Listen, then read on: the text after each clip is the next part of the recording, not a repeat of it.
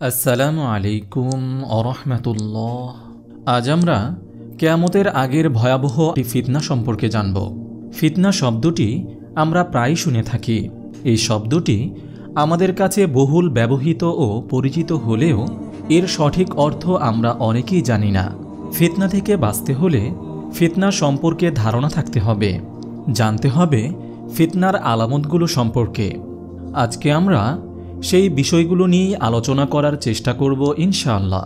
ফিতনা কাকে বলে? ফিতনা শব্দটি আরবি। এর অর্থ নৈরাজ্য, অরাজকতা, বিশৃঙ্খলা, চক্রান্ত, বিপর্যয়, পরীক্ষা প্রবৃত্তি। অভিধানবিদগণ বলেন, আরবি ভাষায় ফিতনার সামগ্রিক অর্থ পরীক্ষা নিরীক্ষা। পবিত্র কোরআনে ইরশাদ হয়েছে, মানুষ কি মনে করে যে আমরা ঈমান এনেছি বললেই তাদেরকে ছেড়ে দেওয়া হবে আর তাদের পরীক্ষা করা হবে না? সূরা আনকাবুত আয়াত 2। পবিত্র কোরআনে মহান আল্লাহ তাআলা তার প্রিয় বান্দাদের ফিতনার ব্যাপারে সতর্ক করেছেন। ইরশাদ হয়েছে, আল্লাহর কাছে ফিতনা হত্যা অপেক্ষা মারাত্মক। সূরা বাকারা আয়াত 217। প্রিয় নবী সাল্লাল্লাহু আলাইহি ওয়াসাল্লাম স্বীয় উম্মতদের ফিতনার ব্যাপারে সতর্ক করেছেন। রাসূল সাল্লাল্লাহু আলাইহি ওয়াসাল্লামের বিভিন্ন হাদিসে ফিতনার বিভিন্ন আলামত সম্পর্কে ধারণা পাওয়া যায়। এই ভিডিওতে এই ধরনের 8টি হাদিস তুলে ধরা হলো। তা হলো, নম্বর 1, ইলম উঠে যাওয়া। ইলম উঠে যাওয়া কিয়ামতের অন্যতম আলামতগুলোর একটি, পাশাপাশি এটি উম্মতের মাঝে ছড়িয়ে পড়া ভয়াবহ একটি ফিতনা। মানুষ আলেমদের অবমূল্যায়ন করতে শুরু করবে, ফলে প্রকৃত ইলম আস্তে আস্তে উঠে যাবে। মানুষ বিভ্রান্ত হতে থাকবে, সবাই নিজেকে আল্লামা ভাবতে শুরু করবে। রাসূল সাল্লাল্লাহু আলাইহি ওয়াসাল্লাম বলেছেন, অবশ্যই কিয়ামতের আগে এমন একটি সময় আসবে যখন সব জায়গায় মূর্খতা ছড়িয়ে পড়বে এবং ইলম উঠিয়ে নেওয়া হবে। সহিহ বুখারী হাদিস নম্বর 7062। নম্বর 2, মুসলমানদের মধ্যে লড়াই। বর্তমানে রাজনৈতিক কিংবা ব্যক্তিগত কারণে মুসলমানরাই মুসলমানদের বিরুদ্ধে লড়াই করে, একে অপরকে দমানোর জন্য সব পদক্ষেপই গ্রহণ করে বসে। রাসূল সাল্লাল্লাহু আলাইহি ওয়াসাল্লাম মুসলমানদের নিজেদের মধ্যে এমন বিবাদে জড়ানো ফিতনা বলে আখ্যায়িত করেছেন। নম্বর 3, হত্যাকাণ্ড বেড়ে যাওয়া। রাসূল সাল্লাল্লাহু আলাইহি ওয়াসাল্লাম বলেছেন, সেই সত্তার শপথ যার হাতে আমার জীবন, দুনিয়া ধ্বংস হবে না যে পর্যন্ত না মানুষের কাছে এমন এক যুগ আসে যখন হত্যাকারী জানবে না যে কি দোষে সে অন্যকে হত্যা করেছে এবং নিহত লোকও জানবে না যে কি দোষে তাকে হত্যা করা হচ্ছে। জিজ্ঞেস করা হলো, কিভাবে এমন অত্যাচার হবে? তিনি জবাবে বললেন, সে যুগটা হবে হত্যার যুগ। এরূপ যুগের হত্যাকারী ও নিহত ব্যক্তি উভয়ই জাহান্নামী হবে। সহিহ মুসলিম হাদিস নম্বর 7196। নম্বর 4, প্রযুক্তির উৎকর্ষতা ও বড় বড় দালান। ফিতনার যুগে প্রযুক্তিগত দিক থেকে মানুষ অনেক দূর এগিয়ে যাবে। বড় বড় দালান কোঠা হবে, পাহাড় কেটে সুড়ঙ্গ পথ নির্মাণ করা হবে, যা বর্তমানে আমরা খুব স্বাভাবিক বিষয় হিসেবেই দেখছি। হযরত আব্দুল্লাহ ইবনে আমর রাদিয়াল্লাহু তাআলা আনহু থেকে বর্ণিত, রাসূল সাল্লাল্লাহু আলাইহি ওয়াসাল্লাম বলেন, যখন মক্কা শরীফের টিলার উদর বিদীর্ণ করা হবে আর নির্মিত ভবনগুলো মক্কা শরীফের পাহাড়গুলোর চেয়ে উঁচু হবে, তখন মনে করো ফিতনার সময় সন্নিকটে। পূর্বেরকার হাদিসের ব্যাখ্যাকাররা আলোচ্য হাদিসের ব্যাখ্যায় বলেছেন, এখন তো মক্কা শরীফ পাথুরে ভূমি এবং পাহাড়ি এলাকা, তবে ভবিষ্যতে কোনো কালে আল্লাহ তাআলা এ শহরে নদী এবং খাল বিল সৃষ্টি করবেন। কিন্তু আজকের সুড়ঙ্গ পথগুলো দেখে বোঝা যাচ্ছে যে কিভাবে মক্কা নগরীর টিলাগুলো বিদীর্ণ করা হয়েছে। আর উঁচু বিল্ডিং নির্মাণের দিক থেকে পৃথিবী এতটাই এগিয়েছে যে মানুষ এখন স্বপ্ন দেখছে আকাশের কোনো একটি গ্রহাণু থেকে ঝুলন্ত বিল্ডিং নির্মাণ করবে। নিউ ইয়র্কের ক্লাউডস আর্কিটেকচার নামের একটি সংস্থা এই বিল্ডিং তৈরির ধারণা দিয়েছে। এরই মধ্যে দুবাই এ ধরনের একটি বিল্ডিং তৈরির প্রস্তুতি নিচ্ছে বলে বিভিন্ন সংবাদ মাধ্যম থেকে জানা যায়।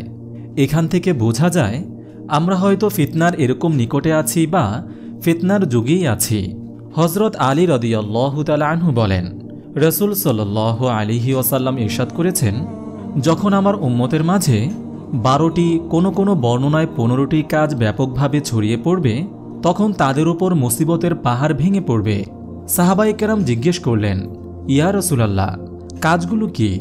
উত্তরে রাসূল সাল্লাল্লাহু আলাইহি ওয়াসাল্লাম বলেন, তা হলো যখন রাষ্ট্রীয় সম্পদকে লুটের মাল মনে করা হবে, যখন আমানতের মালকে লুটের মাল মনে করা হবে এবং তাতে খেয়ানত করবে, যখন লোকেরা জাকাতকে জরিমানা এবং ট্যাক্স মনে করবে, মানুষ স্ত্রীর আনুগত্য করবে এবং মায়ের অবাধ্যতা করবে, অর্থাৎ মানুষ স্ত্রীকে খুশি করার জন্য মাকে অসন্তুষ্ট করবে, মানুষ বন্ধুর সঙ্গে ভালো ব্যবহার করবে এবং বাবার সঙ্গে অসৎ ব্যবহার করবে, অর্থাৎ বন্ধুর সঙ্গে বন্ধুসুলভ আচরণ করবে কিন্তু বাবার সঙ্গে কঠোর আচরণ করবে, মসজিদে শোরগোল হবে, সমাজের সবচেয়ে নিকৃষ্ট ও নিচু ব্যক্তিকে নেতা বানানো হবে, অনিষ্টের ভয়ে মানুষকে সম্মান করা হবে, ব্যাপকভাবে মদ পান করা হবে, ব্যাপকভাবে রেশমি কাপড় পরিধান করা হবে, ঘরে নর্তকী ও গায়িকা রাখা হবে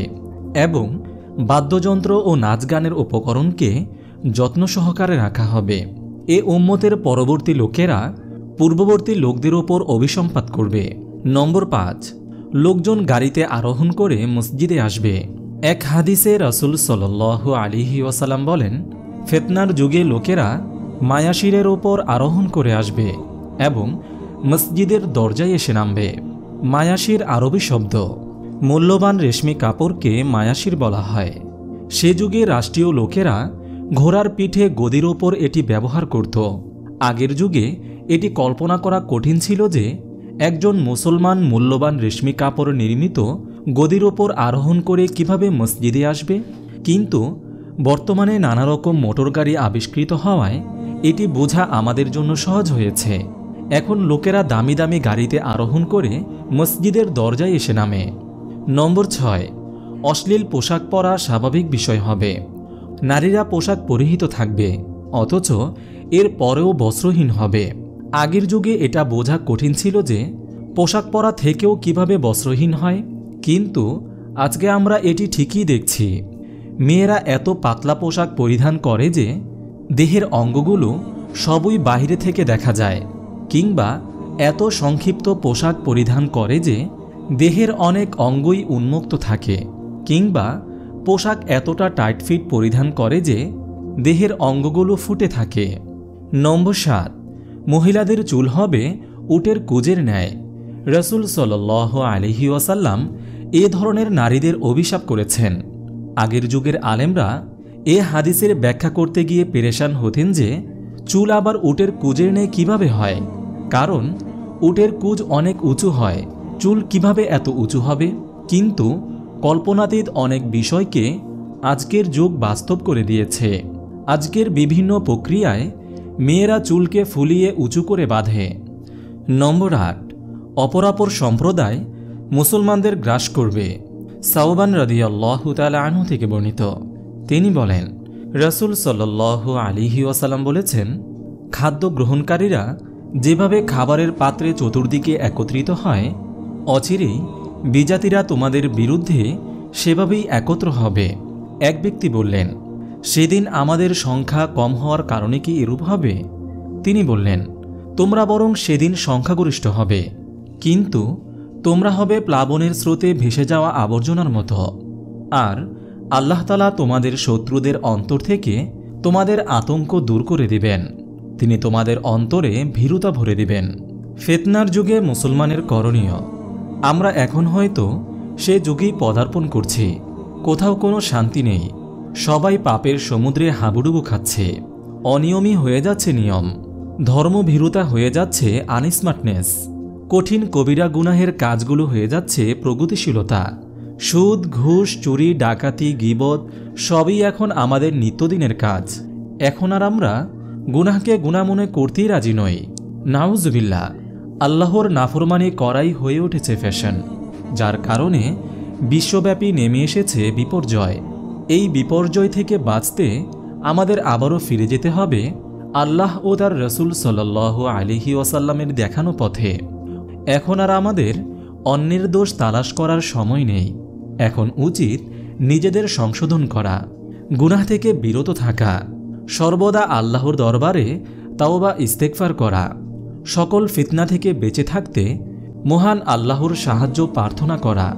ফিতনা থেকে বাঁচতে আমাদের করণীয় হল চোখের গুনাহ, অশ্লীলতা, উলঙ্গপনা, অন্যকে কষ্ট দেওয়া, অন্যের হক নষ্ট করা, সুদ ও ঘুষের গুনাহ থেকে নিজেকে যথাসাধ্য বাঁচানোর চেষ্টা করতে হবে। এই ধরনের অপরাধের ব্যাপারে সর্বদা নিজ পরিবার পরিজন ও বন্ধু মহলকে সতর্ক করতে হবে। মহান আল্লাহ তাআলা আমাদের সকলকে এই ভয়াবহ ফিতনাগুলো থেকে মুক্ত থাকার তৌফিক দান করুন, আমিন। আপনি যদি এরকম ভিডিও আরও পেতে চান তাহলে এই চ্যানেলটি সাবস্ক্রাইব করে পাশে রাখা বেল আইকনটি অন করে দিন।